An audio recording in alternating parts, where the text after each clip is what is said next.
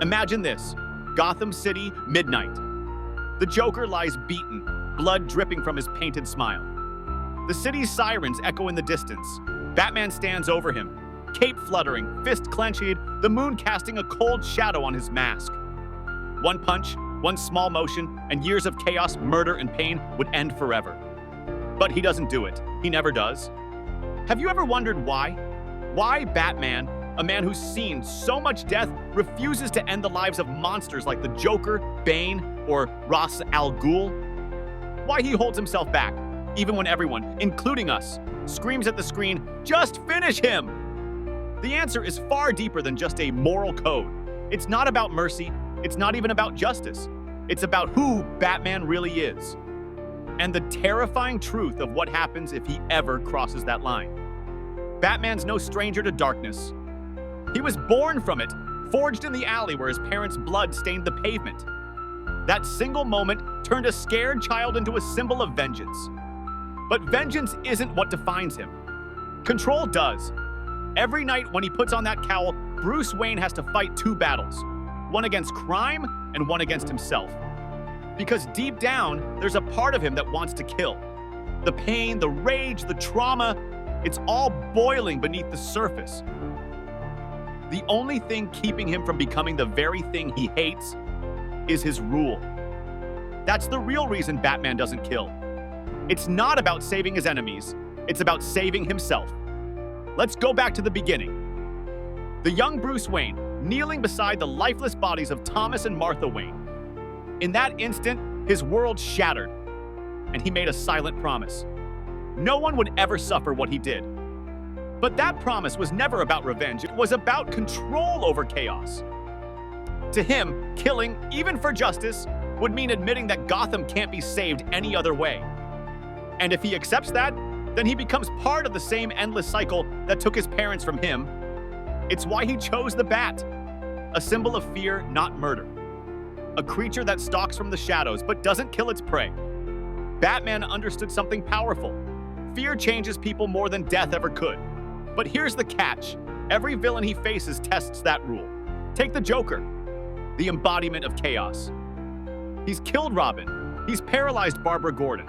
He's blown up hospitals, terrorized innocents, and still Batman refuses to end him. Why? Because if Batman kills the Joker wins. The Joker's entire purpose is to prove that anyone, even Batman, can break. That behind all the ideals and codes, everyone's just one bad day away from becoming a monster.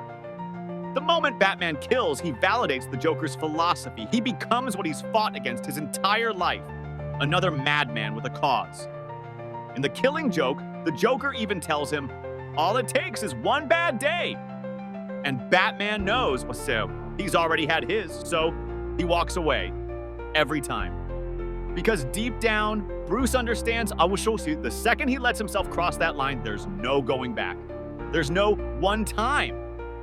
Once he takes a life, his restraint dies with it. It's beautifully illustrated in Batman, Under the Red Hood. Jason Todd, the second Robin, comes back from the dead, furious that Bruce never avenged him. He screams, "Why? Why on God's earth is he still alive?" Jason can't understand it, and honestly, neither can we. But Batman's answer is haunting. If I allow myself to go down into that place, I'll never come back. That single line defines his entire philosophy. Killing would end one problem, but create something far worse. The loss of the only thing separating Bruce Wayne from the monsters he hunts, his humanity. Because Batman doesn't fight for revenge, he fights for control. It's not that he's afraid of killing someone, he's afraid of what it would do to him. That once the first blood is spilled, he wouldn't stop. The floodgates would open. Every criminal in Gotham would become a target, and soon there'd be no difference between Batman and the people locked in Arkham Asylum.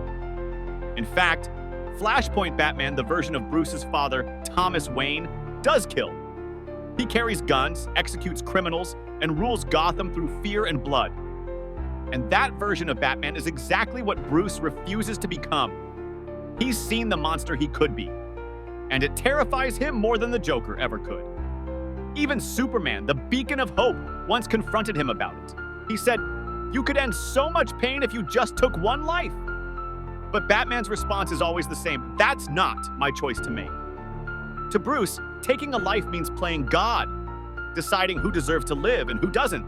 And that's exactly what separates justice from vengeance. Vengeance is emotional. Justice is absolute. And Batman can't afford to blur that line. But here's the part that most fans overlook. Batman has killed in alternate timelines, and every single time, it destroys him. In Flashpoint, Thomas Wayne becomes Batman after Bruce is the one killed in the alley. Consumed by grief, he hunts criminals with bullets instead of batarangs. The city fears him, but it's not justice. It's horror. Thomas kills because he has nothing left to lose. And that's what Bruce fears most, losing his soul to the same emptiness. In Injustice, Gods Among Us, Superman turns dictator after the Joker tricks him into killing Lois Lane. When Batman sees what happens when a hero breaks his code, it reinforces everything he's ever believed. That one moment, that one death, turned the world's greatest symbol of hope into a tyrant. That's the nightmare Batman has every night. Not that he'll lose to evil, but that he'll become it. There's a powerful scene in Batman, the animated series, where the Joker taunts him saying, "You'll kill me someday, Batman." And Batman calmly replies, "Not today." That "not today" isn't mercy, it's control. Every day he resists, he wins. Every time he chooses restraint, he proves to himself that he's still human beneath the mask. And that's what separates Batman from the rest. He's not a killer. He's a man constantly at war with the killer inside him. You see, for Bruce Wayne, killing the Joker would be easy. Living with what comes after, that's impossible. He doesn't want to avenge his parents by becoming the man who created his trauma. He wants to honor them by being the person they raised him to be. It's poetic when you think about it. Thomas and Martha Wayne died victims of violence, and their son dedicated his life to making sure violence never becomes justice again. Every criminal he catches, every life he spares, is a tribute to them. It's his way of saying, "I will never let Gotham turn me into what it turned them into." But let's not twist it. Batman's restraint isn't weakness, it's strength. It's harder to stop yourself than to stop someone else. The Joker kills without thought. Batman stops himself every single night. That's why the villains fear him. Not because he might kill them, but because he never does. Because they know he'll come back again and again and again. The Joker even says it best: "You complete me." He understands that their relationship isn't about life and death. It's about the endless battle for sanity. And that's the cruel irony. The Joker doesn't fear death. He wants it. What he fears is being proven wrong. That someone like Batman can live in the darkness and still not break. That's why Batman's rule matters. It's not a rule of morality. It's a rule of identity. The moment he kills, the Batman dies too. Even Alfred, his most trusted ally, once asked him, "What if killing him ends it all?" Bruce's answer, "It never ends. It just starts something worse." And he's right. Because if Batman kills the Joker, then what's stopping him from killing Two-Face or Scarecrow or anyone he decides can't be redeemed? The moment he becomes judge, jury, and executioner, he stops being a hero. His mission isn't about winning, it's about never losing himself. That's the quiet tragedy of Batman, the eternal war between vengeance and virtue. The city may never heal, the villains may never stop, but as long as he keeps his code, there's still hope. And maybe, just maybe, that's what makes Batman truly heroic. He's not perfect. He's broken, haunted, and exhausted, but he chooses restraint. Every night, every fight, every time he stares into the eyes of a monster who deserves to die and walks away. Because if Batman ever crosses that line, there's no one left to stop him. That's why he doesn't kill. Not because he can't, but because he could. And he refuses to let Gotham, or fate, or his pain decide who he becomes. So the next time someone says, "Why, Batman should just kill the Joker," remember, Batman isn't trying to save the Joker, he's trying to save himself. And that's the real reason he never pulls the trigger. So what do you think? Is Batman's no-kill rule his greatest strength or his greatest weakness? Do you believe Gotham would finally find peace if he crossed that line? Or would the world lose its last true hero? Tell me what you think in the comments. I want to hear your take on this eternal debate. And if you enjoyed exploring the psychology behind the Dark Knight, make sure to like this video, subscribe, and ring that bell for more deep dives into the minds of superheroes and the secrets behind their codes.